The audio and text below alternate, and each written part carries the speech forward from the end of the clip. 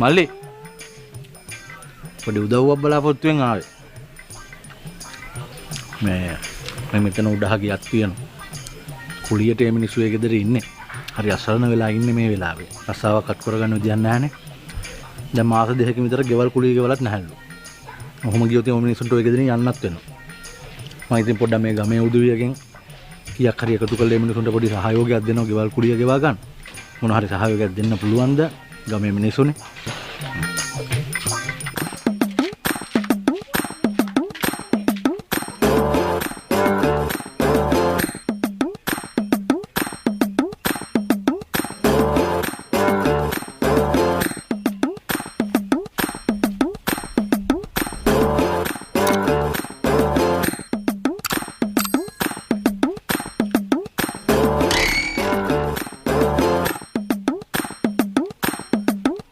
A few moments later.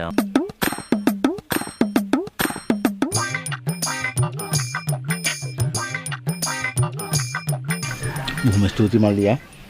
අපි මේ වෙලාවෙ මිනිස්සුන්ට උදව් කරන්න ඕනනේ. එන්නම් ඈ. මේ මට නිශ්චයක් නැහැ. එතකොට අයියා කවුද?